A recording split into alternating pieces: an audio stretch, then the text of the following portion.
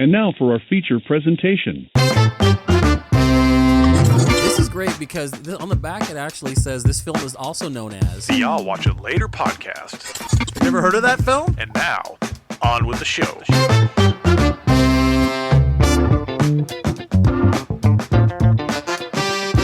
Hello, everybody, and welcome back to I'll Watch It Later podcast, the podcast where we talk about the movies that we lied to or something. I don't know.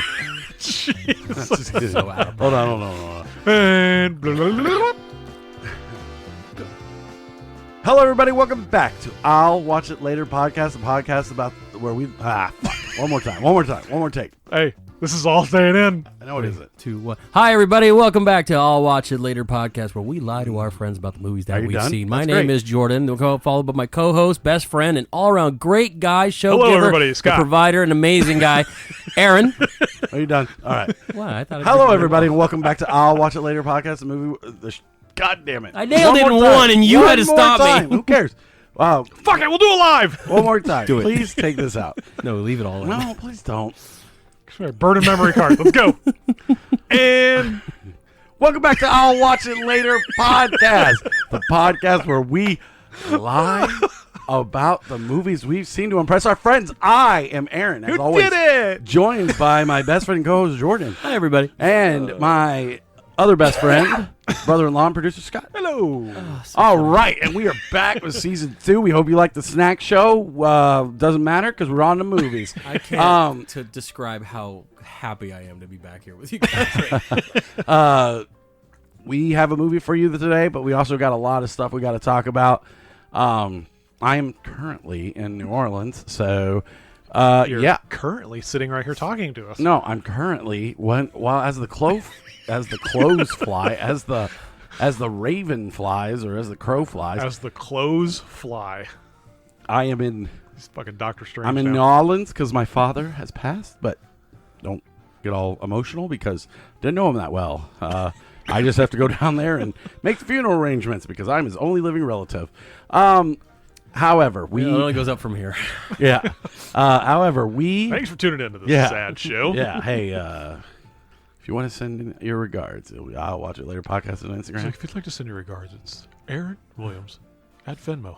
I don't even know what my Venmo is. So we watched a movie. We all saw movies. We had COVID. You would think I would have watched way more movies, but I didn't. I just watched The Simpsons. Watch TV shows. Yeah. I'm the same way. I watched The Simpsons and I caught up on Umbrella Academy. Well, almost caught up. Please stop that. That show was terrible. What did I watch? What shows did I watch? I mean, we finished Stranger Things. Oh, yeah. We Did went that. and saw Thor. We saw Thor, but we'll get to that in a Jordan minute. didn't see Thor. No, of What course did not. we saw something that we were going to talk about on this show, and then we never got around to it because we've all been dying. We did? There was something. What did we see? We saw. What, did we see it in the theaters? We saw something in the theaters. What's been out lately? Clearly. Fuck. It's man. been so long that I don't even remember what the hell we've talked about at this point. It's so bad. Like it really is. Like my brain just is just mush right now. Like I know we saw Jurassic World, Dominion, but we talked about that horrible movie.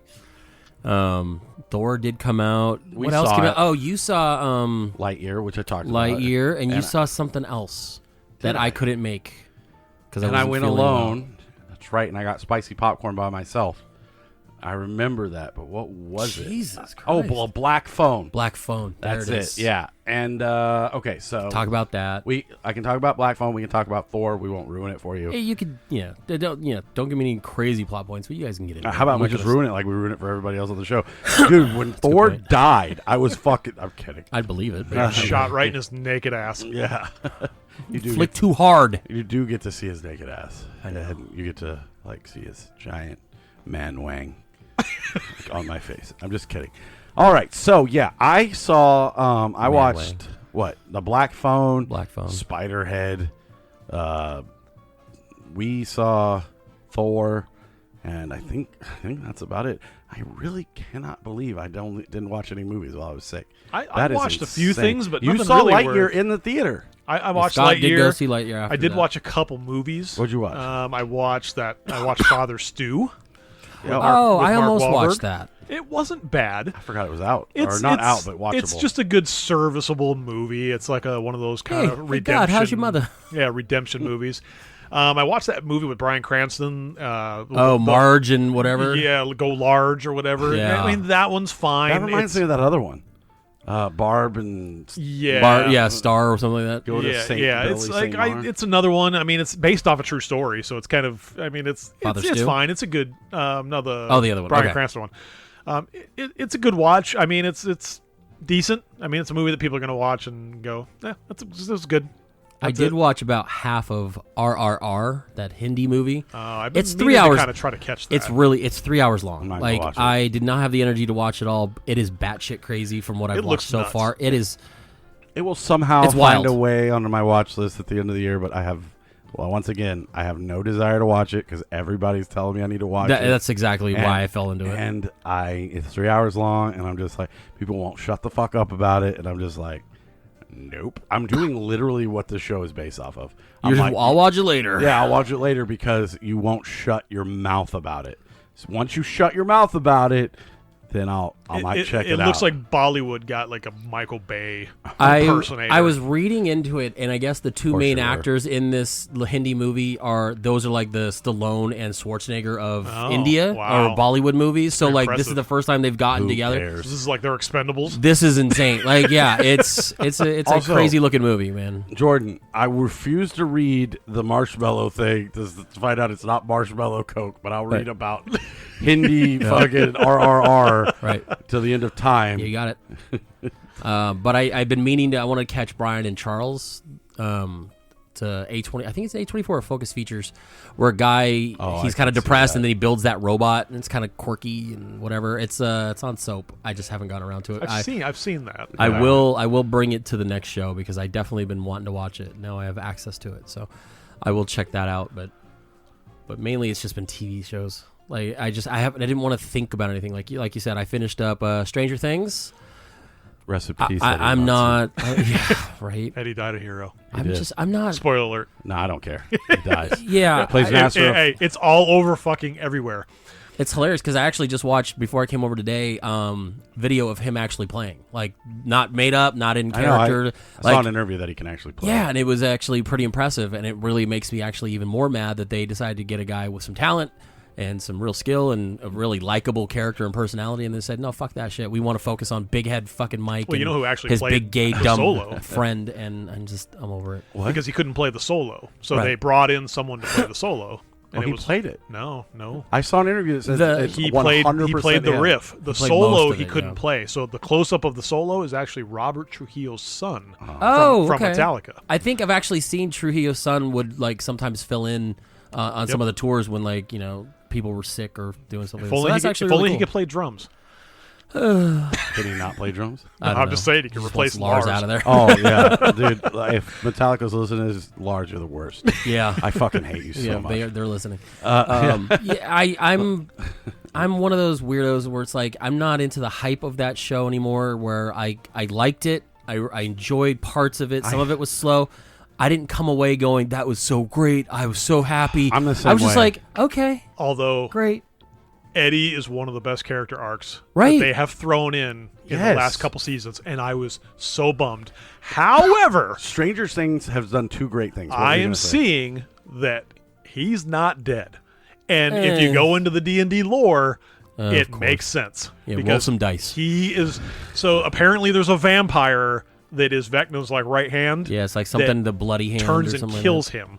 So people are suggesting that Eddie may come back as this vampire character and finally kill Vecna. I mean, those upside down bats cool. could have given him some disease. But hold on, I hope not. But I'm also hearing that the 5th season is going to be about time travel because there's a time jump in it, and that they discover time travel and they can go back to before it all started to stop like Papa or whatever doing the original stuff, or they can stop like Kid Vecna or whatever.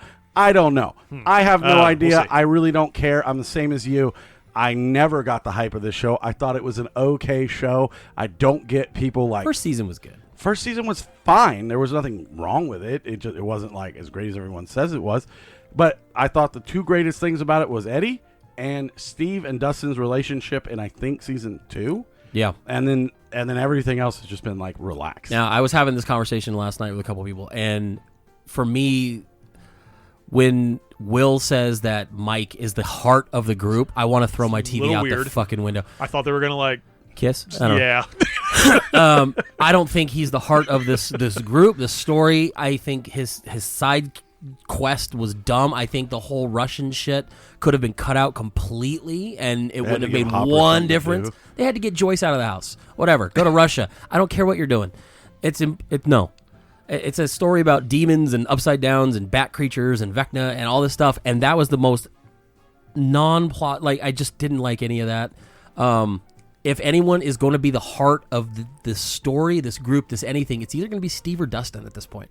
I love Steve. I love Dustin. And you're right. Their arc together was great, but I also think separately, both of them have been strong characters, and I feel like they just kind of get relegated to the side plot. And it sucks because Steve is, he, from when you first meet him to this last season, his character arc was great. He becomes this perfect. End up with Nancy. I do too, I don't even like Nancy. It's the fact that he just keeps getting jolted from Nancy. It kind of pisses me off. It's John, right? Oh God, Will's brother. No, I'll look it up. I can't remember his name. I want to say John. That's how much I don't care about him. Yeah, his friend's name's Argyle. I don't even. I like Argyle. Yeah, which they got from Die Hard. I know they did. But I want to say it's John. I hate him so much. He's such a worthless Rian Johnson. Jonathan. Jonathan. So yeah, you're Jonathan. He was right. Damn it! Damn it! Isn't it suck when I'm right? I almost just so choked him out. Almost threw him all over the table. Like, didn't he take pictures of her like while she wasn't looking, and then she still left? I don't know. Anyway, it doesn't matter. Anyway, Stranger Things. Watch Stranger Things. Message her on Instagram or something. Doja Cat. Doja Cat. Oh yeah, that whole thing. Emery's favorite band. Right.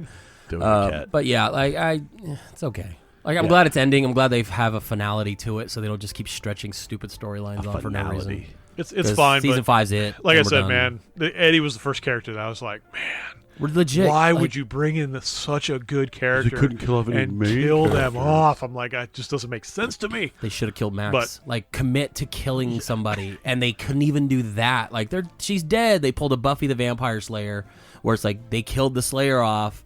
Then someone's coming in, and then, she's alive, so she shouldn't really be alive. And it's so fucking dumb. You open the Hellmouth. I don't care. They're done. I love Buffy, man. Me too. And it's like I'm watching it going, you guys have stolen so much from other things. And you wrap it up in this, it's an homage to this, or it's like nostalgia for this. You're now becoming the Family Guy of whatever Netflix is trying to do with the show, where it's like, you remember that song?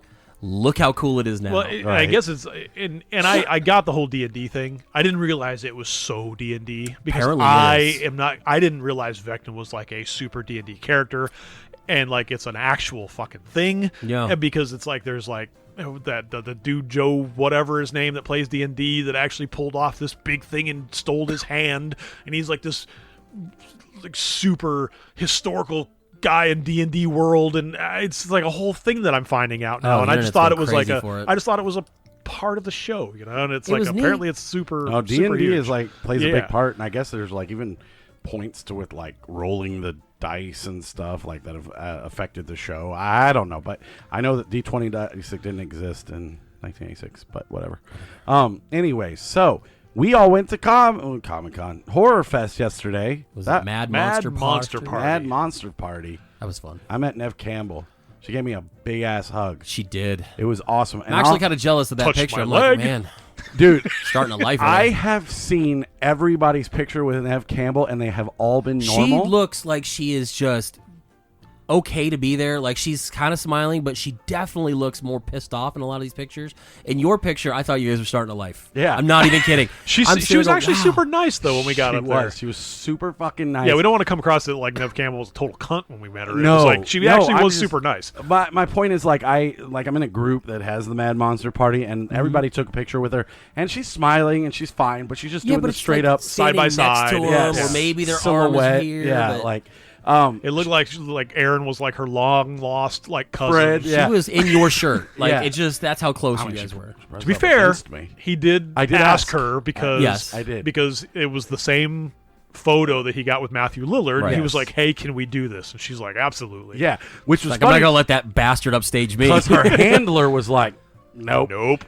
That's Lillard does the prom photos. You're probably just gonna get a regular photo. But I asked, and I also got an autograph. That was great. Yeah, an extra one. Oh, an extra one because he snuck that in there. Oh, you got the Wild Things one too? Okay, I didn't see that. I didn't technically pay for that one, but hey, man, what she does. He's like, I'm just gonna put it down on the table. Yeah. If she grabs it, she grabs it. And she did. And then she signed my Scream. And what she put on here? Don't fuck with the original. I love that. Which I did stumble over myself, and I was like, that is the original. Oh, I felt such like a dude. Yeah. And she's like, I never know what to say. She goes, to I know, that's why. And I'm like, you're right. I'm sorry, Dad. Like, I'm just so excited to be You're here. the professional. Yeah. I'm sorry.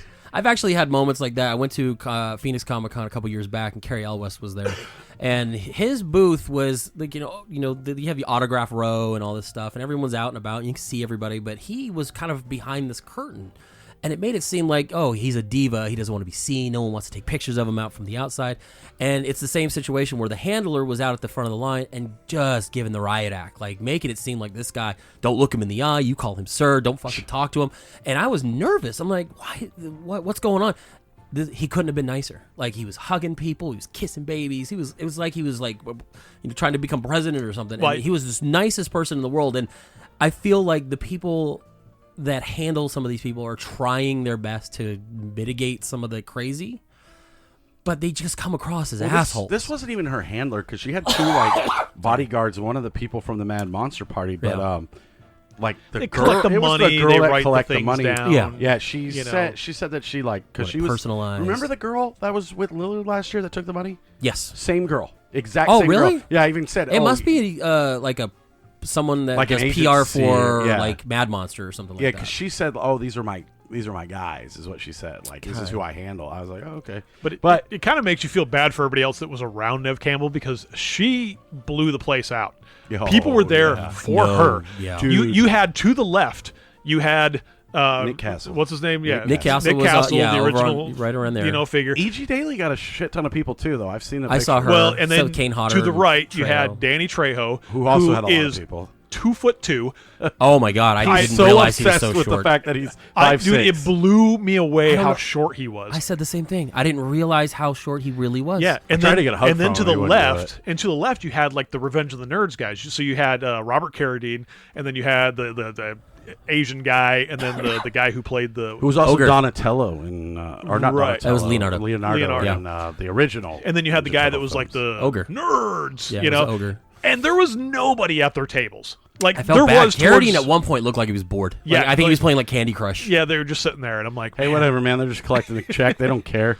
I mean, there was a couple of people. I forgot some of those people were actually going to be there until I finally saw someone post a picture of hi, I was with Robert Rusler. And I'm like, who?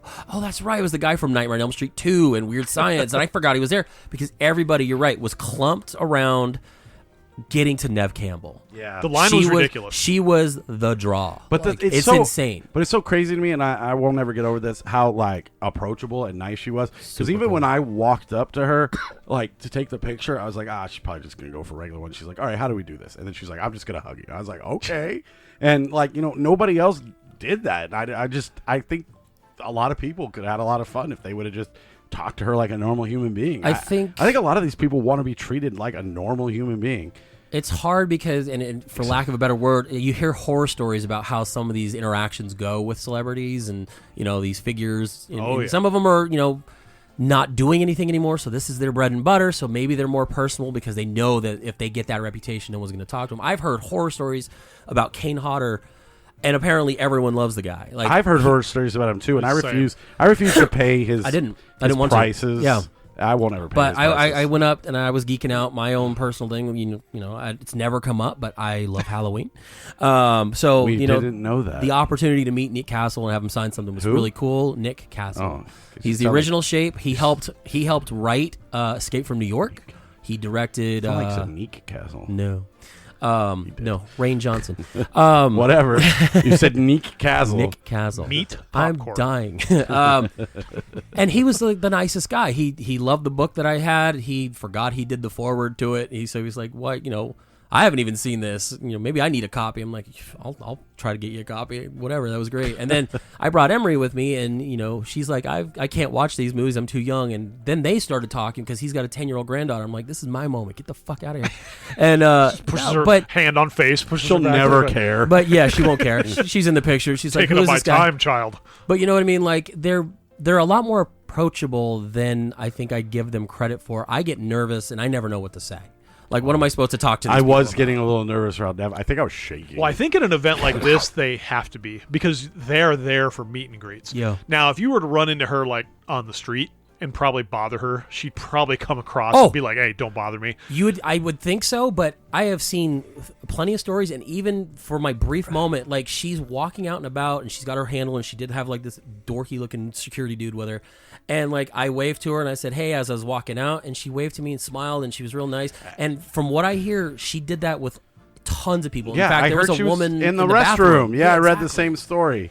She was in the bathroom, I guess, washing her hands, and Nev walked up, and she was like, hey, how you doing? Hey, how are you doing? How's it going? How's your day? And I was like, holy shit! That? Like, this is the bathroom. I don't know why this is, like, celebrities are just like us. No, it was just, I said, you get the horror stories of there's these divas and people, like, they don't want to be around you. And after I saw you at the Starbucks, we were walking out, and Danny Trejo was coming, and I waved to him, said, hey, what's up, Danny? We're leaving, and he's like, hey, what's up? And then he like shanked me, and it was weird. Yeah, it's I asked him crazy for a hug, and he just kind of waved. It was like, hey, and then he definitely gets he definitely gets the movie editing magic, man, because he is not. He looks huge in From Dusk Till Dawn. Yes, he looks giant. This guy is 5'0" He looks like somebody's drunk uncle. Yeah, hobbled in because he was like walking with a limp coming into the thing. And you see him. Well, he's in his 70s now. Like, you forget that they have been aging. Oh yeah, because like Desperado, From Dusk Till Dawn. Like, you see these dudes if he comes back, and he's shirtless and he's buff, and I'm like, that's a big dude. And no, he's not. He's 5'5" if he's wearing big shoes. He walked up and gave Nev a hug, and then I was like, yeah, I want a hug.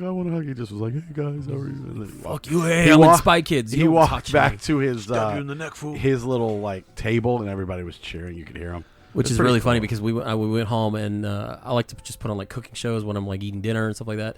And we were watching. There's like a new season of Iron Chef on Netflix, and the second episode, he was the guest judge. I'm like, this motherfucker's following me around everywhere. It was hilarious, and yeah, I mean, it's neat to see some of these people. It's actually some of it's kind of sad to see where some of these people that you've grown up watching in some of these movies where they're at now, like Carradine. I mean. You rough, would never. Like, I wouldn't if you ran into him on the street, you would never know it was him. No, not one bit. I mean, he's got long gray hair. He's got a beard. He's got. I mean, it's rough, just, man. Yeah, a lot of these guys, and it. Some of it. Sometimes I feel sad when I go to these things because there's tables where people just sit there. No one goes to them. Yeah, and they just sit there, and you'll get like once in a while you get a couple people come over, and then you got the Nev Campbell where people were waiting 2 hours in line. Well, if you're lucky. Yeah, if you were lucky. And it's just it is kind of it's kind of humbling to see some of these people that are in some of your favorite movies just sitting there waiting for somebody to come to the table. Because here's the thing, like Nev Campbell is in the last Scream movie that came out in February. She's going to be in the next Scream movie. You know what I mean? Like, she is still a working actress. I'm so glad you sighed. I looked it up last night. There is not actually a confirmation. Not officially. Yeah. But she was like, oh. Yeah, and I was like, "Oh, that's my confirmation." Fine, I'll hug you. She literally fucking was like, "Yeah, I'm gonna be in it." So I'm so happy you're gonna be in it. Like, well, it's like last year when we went, we were doing stuff, and they had. We're going at 9 a.m. next year. Yeah, well, I'm thinking we rent a hotel room and we just stay on property and just stay for like 2 days. I do that. Just go knock on doors. Let's do the RIP thing and just. I'm down. Let's do it. All right. But yeah, last year we went, and the lady that was the woman that's on the poster of Jaws, and she was at the beginning of Jaws that gets killed and starts the movie. She must be 90, and she was just sitting there, and I didn't see one person go up to her. I felt so incredibly bad. Not enough to go talk to her. I went to the person next to her and got my autograph and pictures, but she pulled in a solid $200 for the day. Meanwhile, Nev Campbell went out and bought herself a new Ferrari with the money they just made. rolled up a Brinks truck full of cash. It was funny because one guy, I guess the girl missed him that was taking the cash, and he tried to pay Nev, and she's like, I don't touch money. She literally said that. I do not touch money. And she's like, sorry, not like I won't touch your money, but I don't handle any of the money, and I don't even want to see it. And I was like, oh, that's funny. That's great. She's like, I am just here with my stack of pens. Yeah, she had all the pens. She spit on his face and then walked away. Yeah, it was funny.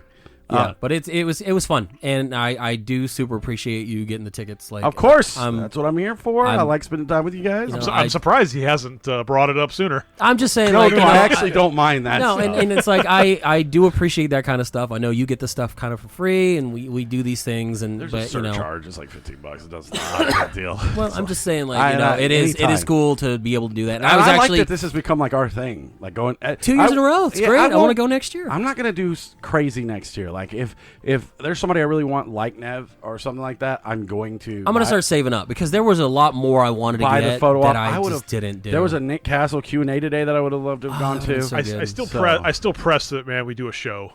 I want from the lobby because there's so many weird ass people there, man. Well, how about this?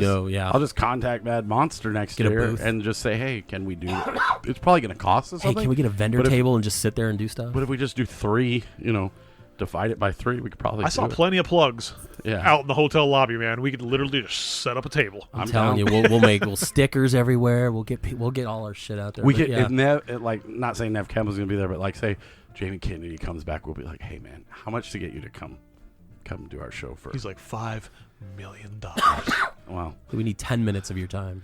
Yeah, he might do it. Anyway, I mean, it's Jamie Kennedy. Yeah. He looked really upset to be there the last year. I know. That's what they were saying. Lillard, maybe, might be a hard get. But Kennedy, you pretty much give him a fucking hoagie and he should be fine. Yeah. But yes, no, I do appreciate it. I loved going. I was actually almost sad that you weren't going to be able to go because of, your dad, kicking the bucket. I'm glad things are kind of working out that we got to at least go and do it again and experience it. And I feel like this is one of these events that's going to keep getting bigger because we've been to a couple already that have not quite been Dude, we super went a couple crazy. Years ago, and like Freddy Krueger was there, and he was a huge asshole apparently. Oh, that sucks. I met him once, and he was wonderful. And the kid from Chucky was just outside smoking a cigarette behind the kitchen. Remember, we went to the buffet, and it was the worst buffet we ever had. But it's like shrimp hands, like in Beetlejuice, just sitting there. This was an event. I mean, there was a lot of people there to the point where they may end up having to move it to a bigger venue. They used to with be the amount of people that were there. It used to be. Wasn't it a casino off of like McDowell or something like that? Yeah, but that was small. Like where they had it this time at the Regency is, I think it's a little bit bigger. Okay, it's a little bit more accommodating, but it might get to the point where they might have to go to like a convention center. Yeah, because last year was the first time I got to go with you guys, and we were talking about it. I think you were off making a life with some guy. Me and Aaron were talking about how he was, dude. Oh my god, Scott. I ran into somebody. He's like, I used to work with him, so I'm going to tell him my entire history since I didn't see him again. He's not going to care. And he did not care, bro. You should have saw the glazed over look in his eye. He was the one talking, man. No, he wasn't. You were. I was like, oh, this fucking guy. But we were talking about how last year it didn't feel as busy, and we got to figure it was coming off of COVID. This is the first time back. A lot of people weren't really going. Wait in line for this everything. year was busy, and you're right. We waited in the line. Like last year, I walked up to PJ Souls and got my thing. Scott got a picture with her, big fan, number one. Yep. This year, I had to wait for Nick Castle. Did you have to pay for PJ Souls? Yes, and he didn't. No. That's fucking She was super nice. Like I was talking to her about the movie she's been in and her history, and she was super nice. And then she was like, "Well, do you want a picture?" And then my brother got in, we got a picture, and then she's like, "You want to come in and get a picture?" Sure. And then she pointed to Scott, and Scott's like deer in headlights. She's like, "Fine, I don't know who the fuck you are." I just felt bad. And he comes over with a big grin on his face. Like it was really fun, but yeah, no, she was very nice and very accommodating. But yeah, I feel like I think I need to work on my approach more than anything. Like start realizing like these are just people. Stop being nervous. Like I said, like Nick Castle, he was the OG Michael Myers. He's directed a few of the movies that I've really liked, like The Boy Who Could Fly. I'm just kidding, I didn't like that movie. You should have told him that. I know, like because remember I told Nev, I was like 3 to Tango. That's a good movie, and she's like, I forgot about that movie because I tried to do the same thing, and she's like, you did that with Lillard last year when we were talking about Summer Catch, and he lit up like a fucking like big old light, and he was like, "Fuck everybody else." We're talking about Summer Catch for like an hour, and I still remember the whole conversation. It was great. And Nev was like, "Oh yeah," I was like, "Yeah, I love Matthew Perry," and she's like, "Yeah, well, he's from Toronto, where I'm from, so it was really fun to do." And she wanted to talk about it. I was like, awesome. Yeah, because all you do is sit around and talk about fucking Scream all day. And Aaron's like, and then you're in my other favorite favorite movie, Skyscraper. I did not say that.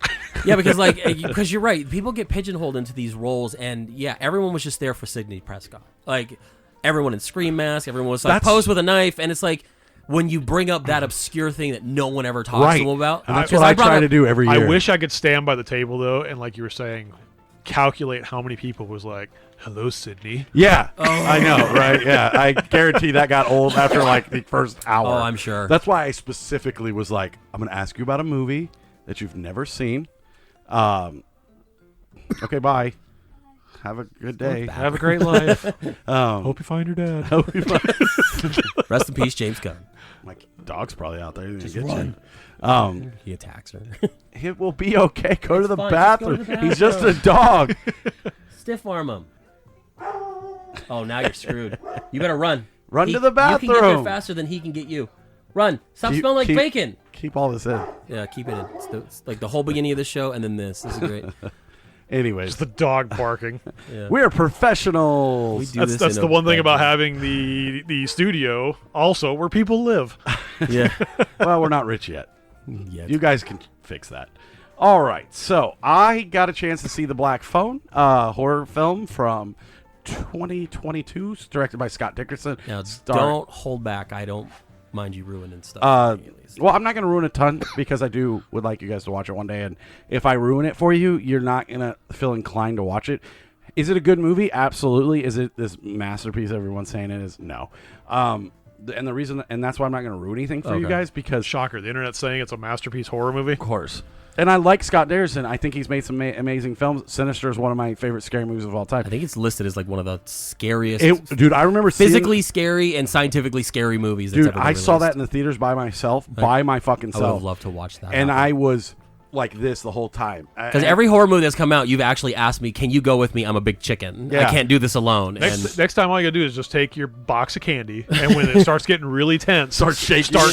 Strawberry, just Sour Patch. Just So I will tell you this. There are a bunch of jump scares, which I'm not a huge fan of, and Scott Dickerson's not really known for. However, the movie follows like an It or Stranger Things kind of like feel. Like you actually care about the kids in it.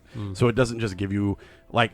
The setup is really good, and then you really care about these two kids. It's this brother sister team, and then once he gets locked into the basement, it does some really really fun stuff. But there's nothing overly special about this, and I felt personally that Ethan Hawke, like either they cut out too much of his performance because he is terrifying. However, he's not in it that much, really? And then when he shows up, like the ghosts kind of set up this story like so Ethan Hawke is the bad guy. Yes. The killer. He's got a history with Derrickson. He did Sinister with him, and so he's like the go-to guy. They call him the Grabber. The Grabber. Yeah. Now that's what they called Aaron back in middle school. Now that's my dog because your child is using the bathroom, I guess. Now she's gonna get eaten. Rest in peace. So, anyways, shit, you survived. Oh my God, she made it. It's almost like it's just a dog or something. Did you just lock the door? Why'd you lock the door? He's a dog, so he can't come in. He can't use his opposable thumbs to open the door. Somehow open the doorknob. Anyways, all right, shut up and play your game. Anyways, so love you.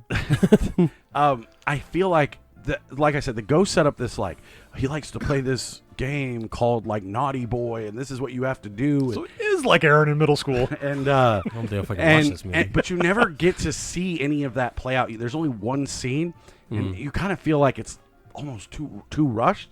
But I honestly love this movie. Like, do you think that's a benefit though? So no. It's like you feel like that builds that tension and it doesn't deliver, but it's like or it's just because they don't show it, it's missing. It's missing that because there is one scene that is so fucking intense that you are like on the edge of your seat, like, oh my God, I know what's gonna happen, but I don't care. He's trying to get this door open, and Ethan Hawke's sleeping behind him, and you're just like, like you can't breathe type of situation. But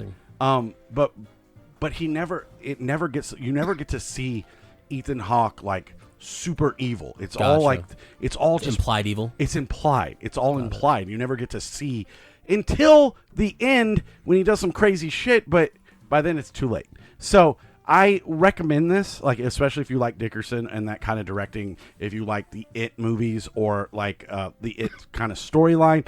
Or even if you like Stranger Things, like a Stranger Things type of thing, because it's a bunch of kids like kind of banding together. It's funny that you keep mentioning it, because the original story is done by Joe Hill, who is the son of Stephen King. Mm-hmm. Derrickson actually, the reason why he did this movie is because there was going to be some conflict. If he would have directed Doctor Strange 2, he would have missed out on this movie.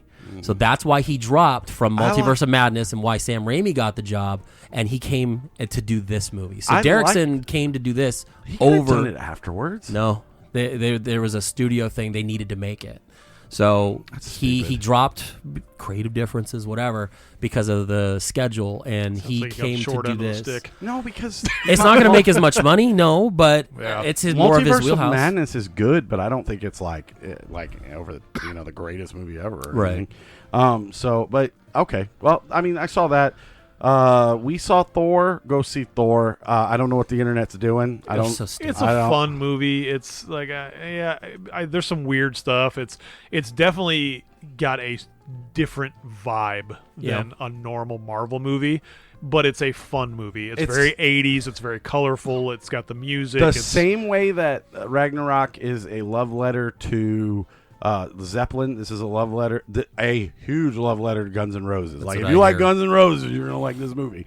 And the thing about it is it's a rom-com, and you know how all these Multiverse of Madness is a horror film, and Ant-Man is a heist film. This is a rom-com, and it's funny and it's romantic, and I liked everything. They do some crazy stuff in this. Like, it's a lot of funny jokes. Yeah, some don't hit. So most of them are funny. I haven't seen a lot of movies where every joke hits perfectly. Yeah, I mean, even there's stuff in Ragnarok where you just watch and you're like, okay. But there's some directing in it that's really good. Like, all the gore stuff is amazing. Bale is amazing in this. Christian Bale is kind of the backbone of this movie. Yeah, he's kind of the unheralded hero of this movie because he kind of really keeps it together. Yeah, and they do some really cool camera stuff. There's some really good cinematography in this, especially about halfway through the movie. I saw the trailer. There was a really cool, like, the way it looked just shifted to a black and white theme. And I'm like, I'm sitting there watching just in the trailer going, that's beautiful. Like, I want to see that film. Yeah, it almost looks like the film, the Spirit or whatever. We get fat Russell Crowe. Love it. I mean, Zeus. Just playing Zeus and all orgied and horned up. I mean that makes sense lore-wise. Like, this is apparently, I think, the third most expensive Marvel movie they made. Like, they put some money into it, and I wasn't sure if it was all like, they sunk money in because they needed the cameos and it became one of those movies. But I mean, it's doing well. People, the internet's weird because everyone I've seen is complaining. Everyone's complaining about stupid shit. But then everyone I've talked to personally, like you guys, and I have another friend that saw it, everyone loves it. Yeah, I like it. So I don't know what everyone's problem is. I think people like it. They just want to talk shit about things. They're so stupid. I think they want the old Marvel, and you're just never going to get that build up back to Endgame. But why? I don't know. But that's my thing. I'm just telling you that's what I think. No, I know. And that's what we were talking about yesterday when we were standing in line, it's the characters, though. I think it's you have Guardians of the Galaxy, you've got Thor, that they kind of went to that comic relief a little bit where they're not serious and they're more funny characters. That was the most beneficial thing Thor could have ever done, was do Ragnarok and show that he's fun. Right. And show he's funny. And still show character progression. Way. If you really look at from the start, from Iron Man to now, the one character that has had the most emotional progression throughout all of it has been Thor. This was a fucking, whiny, stuck-up kid who was going to be king, and he was a pain in the ass, and then he's lost everything. They give you a huge prequel to that too. Yeah, and that affects the storyline. So I don't want to ruin any more of it for you, but just go see Thor. I'll see it this week. Please see fucking Thor. It's fun. It's a good fun watch. Yeah. So I saw Spiderhead with another Chris Hemsworth. Don't watch it. It's a Netflix movie. It looks not boring. even gonna get into it. It's Miles Teller and him, and I saw a clip of it. And director is Top Gun Maverick. Kaczynski. Yeah. Terrible movie. Really has a bunch of weird ideas that don't pay off, and you're just like, why is this even a thing? It's I hated it. It's 0, so don't watch it. Yeah, I like we talked about. I've just been watching a lot of TV stuff. Yeah, Simpsons. I tried to watch a few things. Like there's that with Mel Gibson is in that new Hot Seat. I put it on, and 5 minutes into it, I was like, can't do it. The acting is horrific, and I was like, I can't. it's like it's almost the one guy's like he's like an internet guy who is a hacker who gets framed but has to do the bidding of the bad guy, and he has to. It's like Speed with a computer. Oh, and it was like I said, I got about 5 minutes into it, and the acting was so bad. So it's Swordfish, or it's The Net, or it's every other computer hacker movie. Like yeah. No so thanks. because I actually saw the preview and I was like, might where be was, a serviceable. Where was this at? I think it's on Prime. Okay, I think it's a Prime movie. Gotcha. Just bad. It was bad. Maybe I'll have to revisit it because maybe I just didn't give it its. Maybe I didn't give it its chance, but I couldn't do it. I just could not plug. I couldn't through. do it, Captain. I don't have the power. We got a lot of stuff coming out this month that I've been looking forward to watching. Your mom's coming out this month. I can't, I mean, NDA wise, I can't talk about The Gray Man that comes out this month. Yes, I saw that can. a year ago. I know. It's it's fun. It's a fun movie. I can't wait to see that. The Gray Man, and there's something else coming out this weekend. What We Do in the Shadows season 3 or 4 coming out. I can't wait for that. Where the crawfish thing comes out this weekend. Yeah, I keep reading up on. Apparently, everyone loves the book. I guess. And I had never heard of it until we kept seeing the trailers. I saw the trailer only once, and I'm you all and me in the theater. Yeah, I'm all in, but I will be out of town this weekend, so yeah. I don't know when I'll be able to see either or both. So, yeah, I need to see Thor this week because I'm going to Portland all next week. So yeah, so I will be not. When will you be back? I'll be back in time to do the show. Oh, good. I'm coming back like Thursday or Friday. All right. Do we want to get into my movie? Let's do it. All right. So Cloud Smith Johnson. So stupid. Please cough more. Everybody's got the dry throats. I mean, I'm not coughing. Every time we make Jordan laugh, he gets a super coffee. Oh, suck! I can't get rid of it. So I apologize as the producer of the show. He's gonna try and fix it, but I apologize that you have to hear everybody coughing for this movie. That was a fake. You know what? We went 2 years with no COVID on my side of things. So. And do you feel special? No. How's all those vaccine boosted? I'm vaccine boosted. Everybody got COVID. Worse than I got it both times. Just FYI. No, I got the Decepticon variant. So did I. Omicron. Omicron B4. We looked it up. Brick 2005. Brendan? Emily? I really screwed up. Screwed up how? The brick. What? I didn't know it was bad, but the pin's on it now. You gotta help me. Slow down now. This isn't good. No. Emily said words I didn't know. Tell me if they catch. Brick? No. Tug? Tug might be a drink, like milk and vodka. Pin? You know the kingpin. Dope runner, right? Big time. What are you gonna do? She asked for my help. I just want to know she's okay. So what's first? I'm gonna start shaking things up.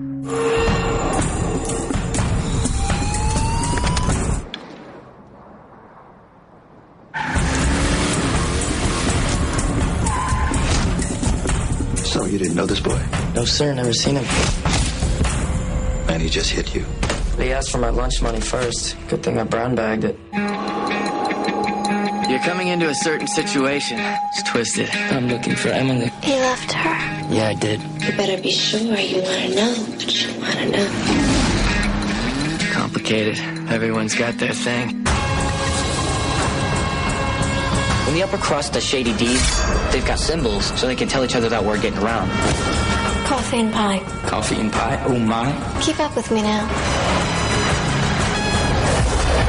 You got a cigarette? I don't smoke. I've seen you smoke. I don't smoke cigarettes.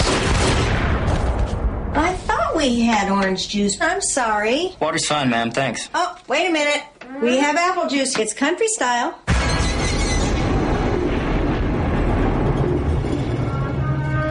If I get to the bottom, whatever this is. What do you want? Just to see you sweat.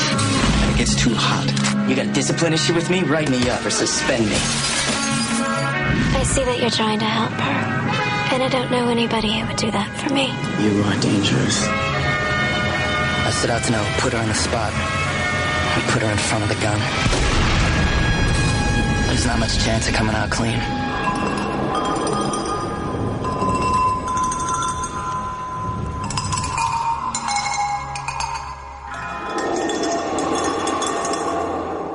Directed by Rian Johnson. Rian Johnson. Starring Joseph Gordon-Levitt, Zora Zahataner. Yep. Yeah, you did. I don't know how to say her name. You got it. Noah Sagan, Lucas Haas. It's Lucas Haas. It is. Megan Good, Emily D. Raven, and Noah Fleece. Now, a lot of people don't like Rian Johnson.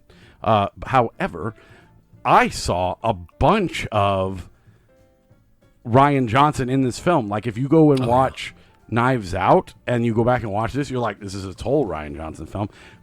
Brick is like a homage to neo-noir detective films, but it's set in like a I don't know, a classroom, a high school setting. Yeah. And it works very, very well. Scott will say otherwise, but it works very well. I think it was really fun. It was like watching an old like 50s detective movie, but done as like a high school thing. Right. I didn't see all the twists and turns coming, which is my favorite type of noir detective film, where you can't, you're not like, oh, that's good because they don't telegraph it. Like, you don't see, oh, okay, I saw that like an hour ago. Like, right. You know. I think Joseph Gordon-Levitt was very good in this, like probably one of his best. And I am a huge fan of Looper, another Rian Johnson film. In fact, I think it's the film he did right after this. No, it's not. What did you do right after? Brothers Bloom. Okay, well, that movie sucked. I fucking hate you. I love that movie. Yeah, like, that's why, like, I think Rian Johnson is a great director, is that he did Brick, Brothers Bloom, Looper, Knives Out. He did the best Star Wars prequel. Not sequel. Star Wars fuck ever. All of you for saying otherwise. Yeah. Like, he has done great work, and not one of these, can I say, is a weak point in his career. He just does different things. Fuck you. I love that movie. That's so great. Good. It's okay to like bad movies. You would know. Well, you would know. I've seen your scores. Anyway, have you? Sitting in a room where he's sitting in front of Free Guy. Keep sending me pictures of Safe Men. Hey, I'm not buying it, and I didn't like Safe Men. I'm just saying. But no, I mean, I think he's got a good eye for a lot of things. Like, he does, like with this was that neo-noir. The Brothers Bloom was like a kind of like a heisty type movie, I'm trying to think, like Star Wars was really different than I think what they intended, and that's why it made everyone mad. So mad. But he does all these kinds of things, and I think he's a great director. And I do too. He's one of my favorite directors. He's great. So his brother, I think, does the music for all his movies. Does he really? Yeah, he's like a musician. In fact, I think they're both in a band together. Of course they are. I know. Just artsy people. So Rian Johnson cited spaghetti westerns and Cowboy Bebop as an influence to his visualization on this movie. If you know anything about me, I have a giant Cowboy Bebop mural in my fucking room. So this is right up my alley. That's the first thing when I looked it up and it said that, and I'm like, this is why Aaron picked this movie. No, it isn't. I honestly didn't know that. There's a theory on Rian Johnson's official forum that the brain only exists inside Brendan's mind. While Rian will never confirm nor deny the theory, he has said it's without a trace of irony my favorite post on the forum. I don't know what that means. So I'm thinking Thanks for reading that. Well, the entire movie exists in his mind. So if you didn't watch the movie or you haven't got a chance yet, what this is my child is crying. Nobody will hear. Yep. Keep going. But it is. So it's set in this school, and I guess his girlfriend dies, and he finds. He doesn't know. Yeah, I don't think he knew she was dead. She was just missing at first. No, he finds the body. The first scene is him in the tunnel and the bracelet. Gotcha. Okay. And she knows that he's dead. But isn't that just the end of the movie at the beginning, and then goes back, and then we finish kind of like a Fight Club, where he's in the building, and then we finish in the building. Talk about a shitty movie. I'm just kidding. Oh, I've never seen his. Did you see how fast his head turned? He was ready to daggers. Fight. He almost impaled me with a bottle at of the beginning of the movie, he sees the body. He stands up and he turns around. Then he goes back to school and he starts the dialogue and the detective skill stuff. And he starts talking to everybody. He's like, "Hey, what is this?" He goes to the first thing he does is he goes to the payphone. Mm-hmm. Yeah. Then the car with the guy drives by, Tyler or whatever his name is, and Dirt flicks the. Because here's the thing, Dirt. Is that was his name? Tyler Durden. Oh, shut up. because here's the thing: doesn't he talk to her? Was that a message? Because she tells him about, she gives him a quick little message. They talks to him real quick, and then the phone call's interrupted. It's cut off. That's why I thought. That's why I didn't think she. That's why I thought that it was like, hey, this is the end of the movie. Then we're gonna go back and we're gonna show you. Stop saying that. That's the end of the movie. The end of the movie takes place in a football field. She is dead. He knows that because there's a scene later where that kid gets his head blown off. in the tunnel because he's gonna expose. But he goes back to get the body and hide it.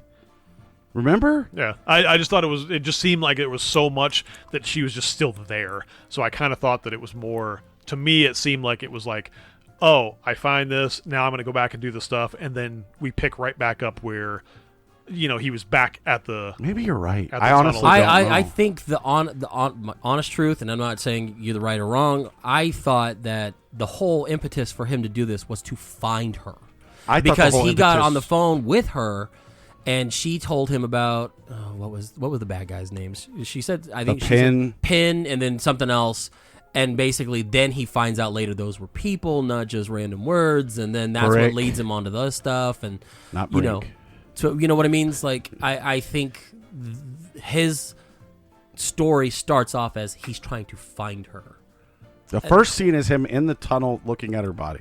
So you're telling me that after that it goes back in time where he answers the phone call? Well, that I don't know. That might be something where I have to go back and rewatch. I might need a rewatch already, and I just saw it. Yeah, you watched it like literally sooner than we. Like I watched it back. I watched it on Friday because I just forgot, to be honest. Yeah, I watched it way back when we were supposed to do the show. Yeah.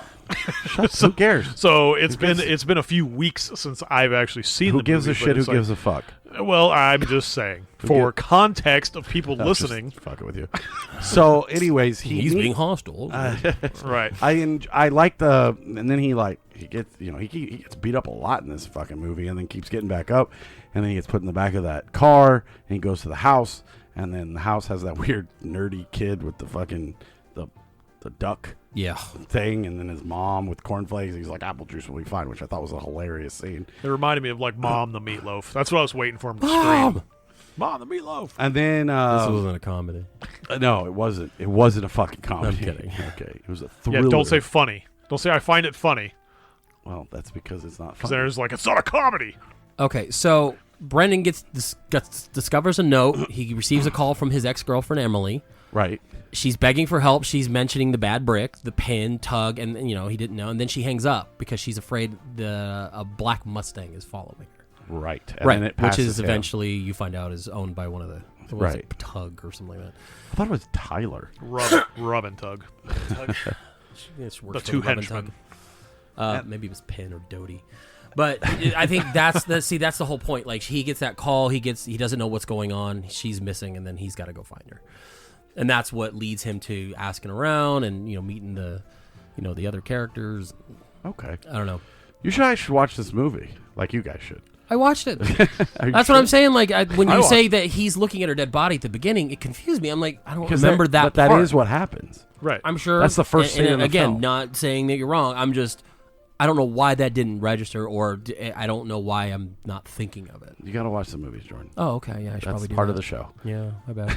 Even if you don't like them. I just sit through Bridge River Kwai. You have to fucking sit through Brick, okay?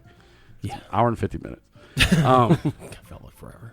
Did it? Felt like 2 weeks. No, I'm just kidding. Funny. I know. Funny as in, it's not a comedy.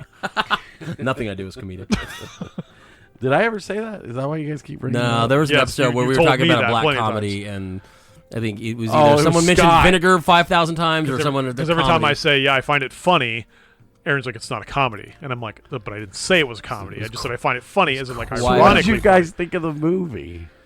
I liked it. I mean, I like Rian Johnson movies. Like, again, I know you don't like Brothers Bloom, but I found that movie was good. I find Brick to be his it's like jumping off point into film. Yeah, like it showed that Joseph Gordon-Levitt at that time was ready to be a leading man or an adult actor. I mean, at that point, you had seen him in Angels in the Outfield, and everyone always remembers him from 30 Rock from the Sun. This, I feel like, was a very mature role for him to get into, and to see him play that character and just that progression was actually really cool. And then, you see him in Looper, and you see him, you do all these other movies. You really realize that there's more to him than what you used to see, and it was nice seeing that progression in his career. I think everyone's performance was great. I hadn't seen Lucas Haas in a movie in forever. He's another 80s child actor that he looked aged at that point, but he was still Lucas Haas. So to see him as the bad guy was interesting. You're right. I didn't see the twists later on happening. I was actually invested in the movie, or at least reading Wikipedia, because you don't think I watch things. But no, I really did enjoy it. I love this kind of movie. I love neo-noir type shit. This answers my question. Director Rian Johnson was asked by a critic who first saw the film at Sundance why he felt the need to go back and add the flashback title card that reads 2 days previous, when the film premiered without one for years. Interesting. I've told you you're crazy and stuck by my guns with the flashback title, Johnson says, but I've finally come around on this, and I think I made the movie now. I'll drop that 2 days previous and let the filmmaking tell the story. Ha! So that you guys are right. There was a 2 days previous fucking... Right. Well, that's why I thought exactly it was that with the beginning, with him finding her, and then it kind of rewound. Comes back, yeah. Interesting. That's weird. Also, the score was done by Rian Johnson's cousin, Nathan Johnson. With additional support and music from the Cinematic Underground, the score noir films that feature traditional instrumentals such as the piano, trumpet, and violin, and also contain unique and invented instruments such as the winophone. I have a good Polaroid of it. Ooh. I like it. What'd you think, Scott? I hate it. I'm Scott. I don't like movies. So I put this movie on, right? And it comes on, and I hear the dialogue and stuff. And, of course, first thing I think in my head, I'm like, boy, this is the most Aaron-iest of Aaron movies. It is this I like noir films. Yes, Heaven this forbid. is this is Aaron, man, because I am not a huge I guess noir is not a genre that I it's a neo-noir film. It's not a one that I gravitate towards as being things that I would find preference to sit down and watch. Now, I thought it was fine. There was things I liked about it. There's things I didn't really care for. Honestly, through most of the movie, I kind of felt like I was in cruise control through it. I was watching it, but I didn't really care a lot. Or maybe you didn't understand because you're not smart. No, I understood it fine because I was the one that explained it to you. When did you explain it to me? Because you didn't realize that it was a flashback thing. Just now. Yeah. Anyways, I thought it was fine. It was I like the fact that it was kind of a spoof on itself with the high school kids, that they're in this I'm a kingpin, but mom's here and is telling me there's dinner's ready and stuff. That stuff was kind of, it was in my head funny. It just, like I said, I just was it's fine. I didn't find I was completely immersed into this movie. I just felt like I was watching the movie. Could be headspace, could be whatever. I don't know. Like I said, it just it didn't grab me right away. And like I said, I just felt like I was kind of on cruise control through the whole movie. I thought it was perfect. I thought the way that he interacted with the characters, when he was screaming at the girl, "I can't trust you," and it explains why he can't, just felt so noir, so detective-y, so everything. And it was just set, and it's Joseph Gordon-Levitt, who is a great actor. And then I wish he would do more stuff, man. He's got his own production company now, so he's branched out to doing his own little side projects and music and things like that. He's one of those Renaissance man types where it's he does his own thing. He even directed his own movie. I think it was Don's John's, about masturbating the whole time. Yeah, you see that one? Yeah. He was a sex addict and then got with Scarlett Johansson and she didn't do it for him. No, she does, but she finds out that all he does is jerk off to porn. Literally, hey, we're good. We just slept together. I'm gonna go in the kitchen and then just jerking off in the kitchen. Yeah. No, that was a weird movie. Looking at you. Yeah. Hey, Emery. We're gonna have a lot of questions on the way home. No, you got to make her listen to the Rolling Stones song. Wait, I will. Good. First, start with the Shelter song. Oh, Give Me Shelter. Give Me Shelter. Yeah. But yeah, no, I I really did like this movie. Yeah, and I'm gonna give it a very high score, 4.5. The only reason it doesn't get a 5 is because I didn't like that guy in the white, and I didn't think he was a very good character because he was like, I got her pregnant and blah blah blah, and then he shoots everybody. And I thought putting that whole shooting everybody thing in it was kind of like a departure from the rest of the film. Like it felt so down to earth, and then he was just blowing people's heads off left and right, and nobody was coming at him. And then I don't know. I liked everything except for that, but it did feel excessive compared to the rest of the movie. That felt like it just didn't belong. Yeah. But I absolutely love this movie. I will watch it again. I would definitely put it, like, if people were like, what's a good Rian Johnson film? I'd say Looper, this, Star Wars, even though people aren't gonna believe me about Star Wars. But yeah, I'm gonna go ahead and give it a 4. What do you give it, Scott? I gotta give it 1. I don't like noir. Sounds just like him. What'd you give it? I didn't even see your lips move. Please give it a 1. I really want to hear you give us. Not, and like I said, this is probably just not really my genre of movie or my style of movie, or it's just like, I thought it was fine. I'd say it's not probably, I don't know, it's one of those where it's probably like, it's one of those stupid weird ones where I don't think it's quite a 3 and it's not a 2.5. Like, it's probably kind of floats right in the middle there. It's probably a movie that people who are into that type of art kind of stuff, more dialogue driven, more, darker kind of, like I said, the noir type thing, they're going to be into it. Just not something that is something that I personally get into unless there's some kind of probably a more captivating story that's going to draw me into it. And I just felt like it just kind of didn't really do it for me. So, like I said, it's probably, 3, probably not as high as a 3, but, I said for semantics, we'll give it a 3. You giving her scores out like her now? Between a 3 and a 3.5. 3. I said 3. At least he gave an explanation, though. I did give an explanation. What do you give it? I'm surprised you gave it a 3. Sorry. I'm surprised because I just think 3 is like, I think seem to really 3 hate is it, so. 3 is good. I consider that like it's good. And I didn't, like I said, I didn't say I hated this movie. It just, I'm going to rate it based on what I saw of it, not kind of my personal opinion of it, not really liking it. I think there's serviceable things in this movie that people are going to enjoy and things that people will like.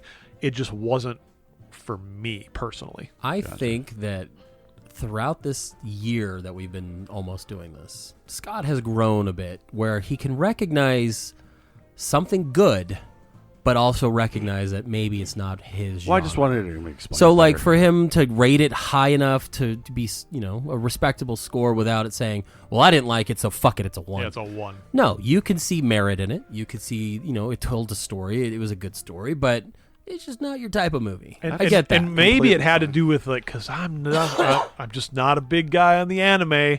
And if it's like if they're pulling pieces from like the Cowboy Bebop There's type really stuff, not a lot of Cowboy Bebop. A lot of people are saying that it go weird the animated shots halfway through. Yeah, the shots, like everything is very, very like Cowboy Bebop. Everything that I saw. The only thing that was Cowboy Bebop was like how carefree Joseph Gordon-Levitt was, and how he was just kind of like, I got to figure this out. Yeah, he was very. I don't like, really give a fuck if I do or not, but I'm going to figure it out my way. Yeah, his character's like, I got to find my girlfriend. I got to figure out what's going on. Even toward the end when he finds out that she was pregnant and it was really his baby and all that stuff, there was very this almost lack, like you said, almost like an urgency or lack of real emotion behind it. And it was just like, well, I've got a job to do, but whatever if I do it. Exactly. Maybe he was doing that brick of heroin. I don't know. But, there was very little urgency to how he approached it, which I think if he was frantic and constantly always going crazy and stuff like that. Probably wouldn't have worked. No, it wouldn't. And I think that's what was better served by the story, is to have him approach it that way. Even to the point where he's like, I need a meeting with the main bad guy or the Pin or whatever his name is, and and they're like, all right, well, if we're gonna check you out, and if you're not really up and up, we're gonna kill you. And he's like, yeah, all right. You know what I mean? Like, it's just, there wasn't like a sense of dread in how he approached it, and I think that was good. I'm kind of with you. I think I'm around, I would say a 4 or 5. It's a really good movie, and I do like Rian Johnson movies, and I kind of wish he would do more of these kinds of things. I think now he's kind of pigeonholed into doing 1,000 fucking Knives Out movies because they threw the bags of money at him. And I kind of hope he does one more and then just passes maybe the story on to somebody else to do it. And he goes back to doing what he does better. I would like that too. I just want him to make more movies. I do too. And I think he has shown that he can do different genres. I mean, like Looper was, kind of a sci-fi, film and kind of almost a neo-noir type sci-fi. And, you've got Brick, you've got Brothers Bloom. Every one of them has almost like a different genre to it, and he's doing it well. And then you've got the, straight detective story with Knives Out. I want him to branch out and just... He did that episode of Breaking Bad. He did too, actually. But the Fly episode. Yeah. Oh, you didn't know that, did you? Yeah. Did you? I think he did like 2 or 3. Yeah. Yep. He did. But you love that show, didn't you? I better go back and change my vote. Right. Never mind. 5 out of 5. Yep. Oh, that makes it a 17. Nice. That's one of the best episodes of Breaking Bad. It was definitely the least action-packed and more story-driven. And I think that was, one of the better ones, too. Yeah. Showed his, descent and just going crazy and shit. But I think he ended up directing, 2 more after that. But, that was his most notable. Definitely. So... All right. Well, that was Brick, guys. That was Brink. That was Brink. By Rainn Wilson. That's what he said, Rian Johnson last episode. I definitely thought the same thing. I was like, what? Is he in? Is Rainn Wilson Dwight? Yeah, yes. The Office. Sorry, man. I swear I have holes in my brain from fucking COVID. Okay. All right. So we did Brick. Thank you guys for watching it. What do we got for us next week, Jordan? I'm going to go a little bit different. I think we've kind of had a pretty heavy plate full of some pretty good movies, but they've been real heavy. So I'm going to go a comedy romance, 2017. I've been kind of wanting to watch this for a while. I know you have too. It's called The Little Hours. Yes.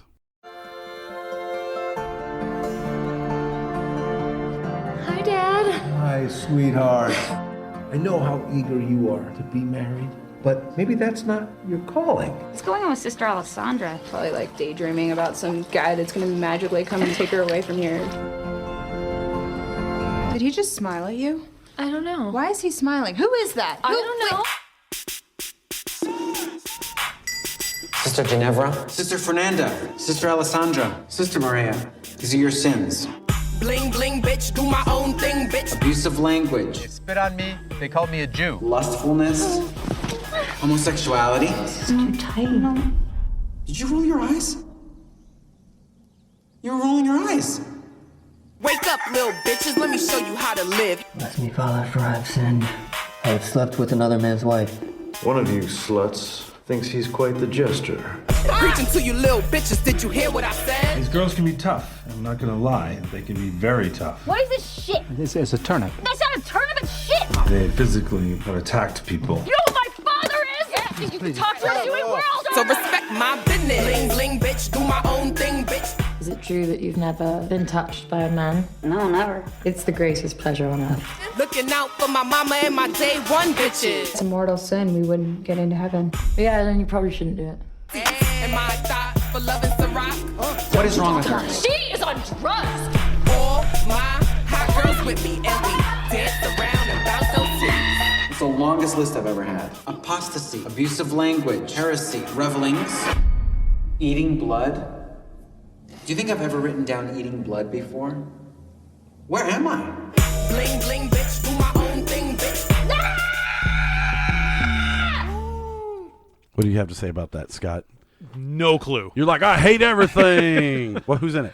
This one stars Aubrey Plaza, Alison Brie, who I adore. Her husband, the least offensive Franco, Dave Franco. Kate Miucci, who you would know by name. I mean, sight, not by name. John C. Reilly's in it. Molly Shannon, Fred Armisen, Nick Offerman. Oh, I'm down. This is a huge cast. Paul Reiser's in it. In a movie. Who directed it? Let me see. Your mom. My mom did it. Thanks, Mom. I'm so excited for this. She's a good director.